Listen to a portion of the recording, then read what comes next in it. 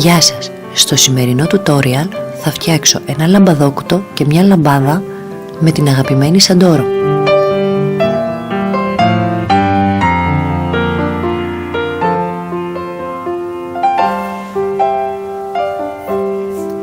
Θα χρειαστούμε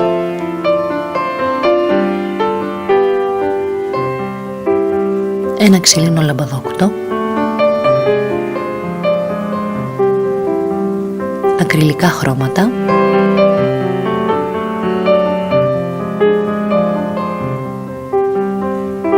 πινέλα, στένσιλ,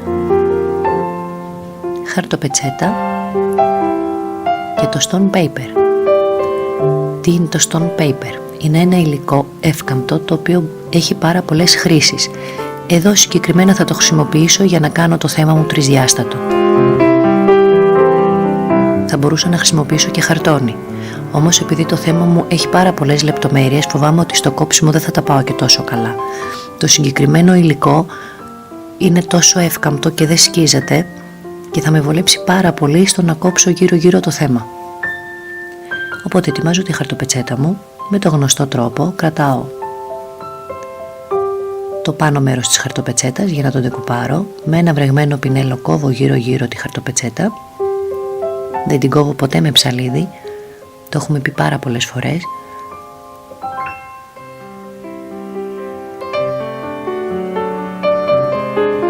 Και κάνω ντεκουπάζ πάνω στο χαρτί.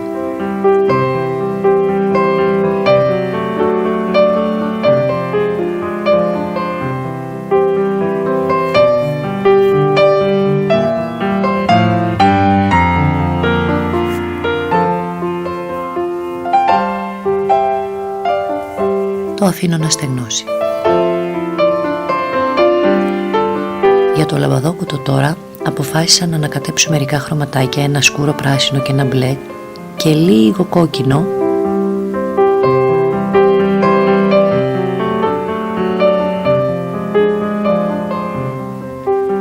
εδώ μια ιδέα από κόκκινο,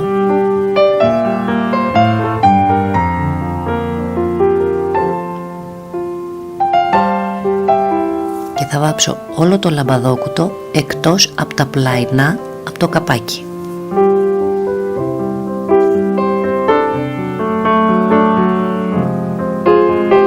Αυτά θα τα βάψω με άλλο χρώμα, έτσι για να μην υπάρχει μονοχρωμία.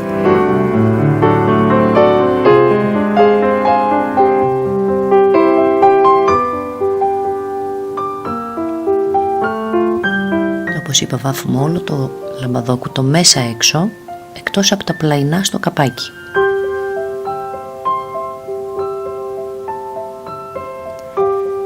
Ανακατεύω λίγο κόκκινο και πολύ λίγο μαύρο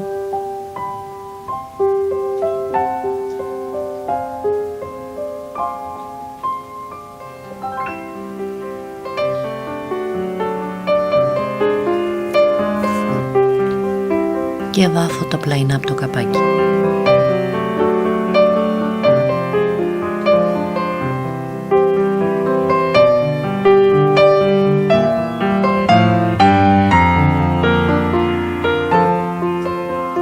Το αφήνω να στεγνώσει.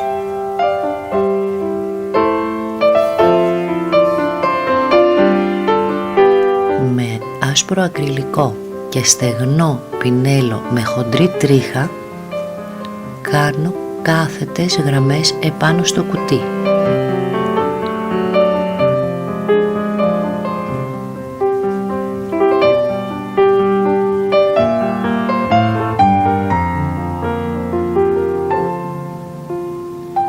Εάν σε κάποιο σημείο σας έχει πέσει παραπάνω χρώμα από ό,τι θα θέλατε, απλά αφαιρείτε ή με υγρό μαντιλάκι ή με βρεγμένο χαρτί και επαναλαμβάνετε.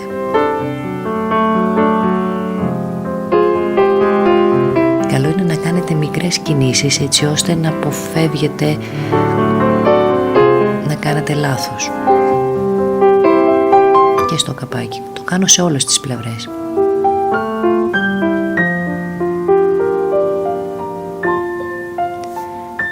Θα χρησιμοποιήσω το stencil για να κάνω κάποια αστεράκια.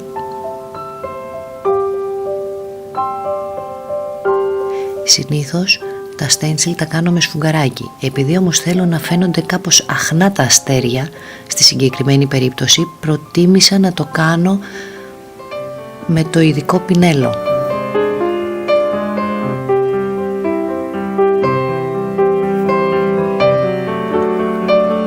Λίγες κάθετες γραμμές ακόμα. Προσθέτω κάποιες λεπτομέρειες.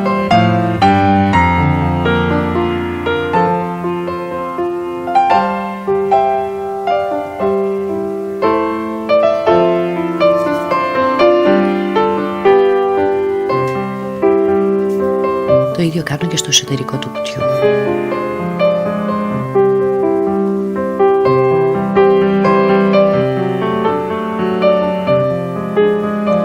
Τονίζω με μαύρο ακριλικό τις άκρες, τις γωνίες του κουτιού για να φαίνεται κάπως παλαιωμένο.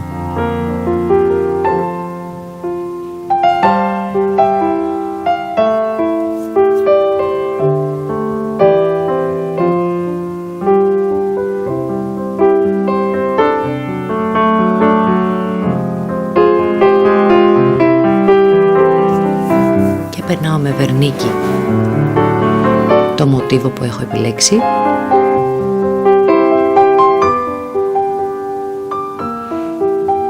και φυσικά το λαμπαδόκουτο.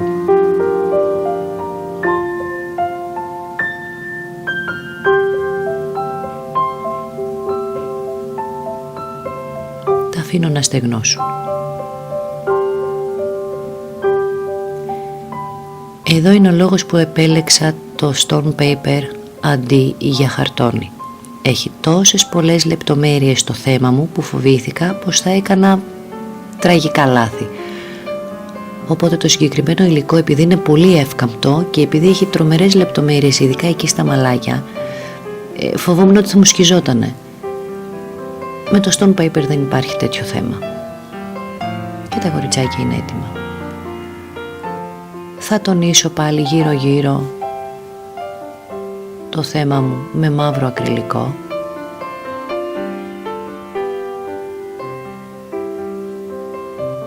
Έτσι ώστε όταν μπουν από πίσω τα αυτοκόλλητα και θα δείχνει τρισδιάστατο να υπάρχει βάθος.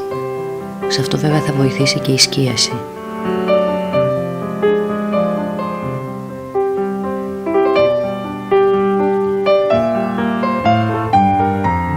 Έτοιμα τα κοριτσάκια. Λοιπόν, αραιώνω άσπρο ακριλικό για να κάνω πιτσιλιές.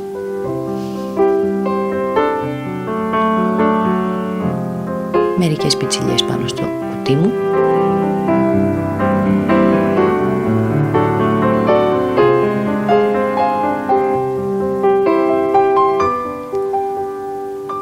Με τη βοήθεια της αυτοκόλλητης ταινίας διπλής όψεως,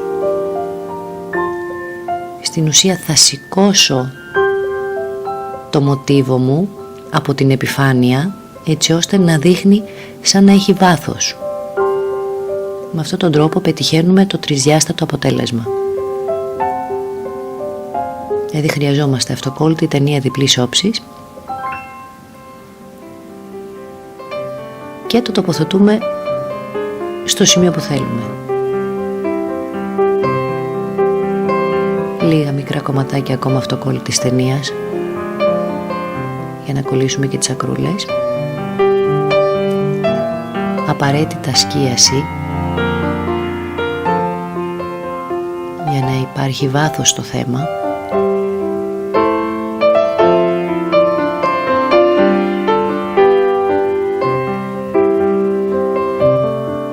Εάν δεν σας πετυχαίνει, μη φοβάστε, από ό,τι βλέπετε και εγώ δεν τα πάω και τόσο καλά. Δεν βολεύει κιόλας, οπότε αφαιρείτε με χαρτί ό,τι δεν σας αρέσει.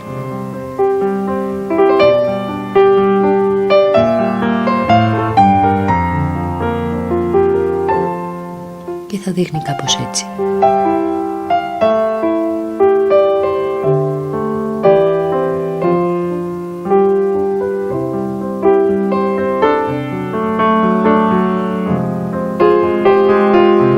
Έτοιμο το λαμπαδόκουτο και πάμε να φτιάξουμε τη λαμπάδα. Αραιώνω πολύ, αρκετά θα έλεγα, κόκκινο ακριλικό με νερό. Και απλά περνάω πάνω τη λαμπάδα και αμέσως σκουπίζω με χαρτί. Με στεγνό χαρτί, όχι με υγρό μάντιλο. Συνεχίζω σε όλες τις πλευρές. Με αυτόν τον τρόπο δεν μένει πολύ μπογιά, απορροφάται από το κερί και μπορούμε άνετα να κάψουμε τη λαμπάδα μας. Τώρα αν έχετε ήδη χρωματιστεί λαμπάδα είναι ακόμα καλύτερο.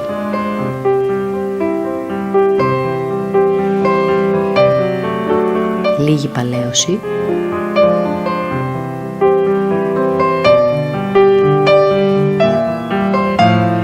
Αποφάσισα να κολλήσω το θέμα μου επάνω σε ένα σελιδοδείκτη για να φαίνεται και αυτό τρισδιάστατο. Οπότε βάφω ένα σελιδοδείκτη και πάλι με τη βοήθεια της αυτοκόλλητης ταινίας διπλής όψεως θα κολλήσω το μοτίβο μου.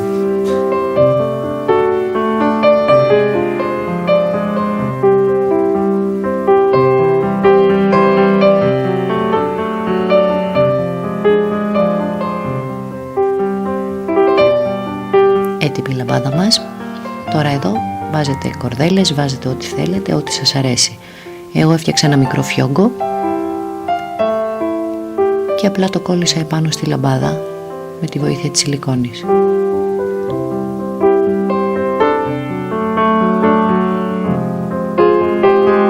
Και η λαμπάδα μου είναι έτοιμη. Ευχαριστώ πολύ που με παρακολουθήσατε.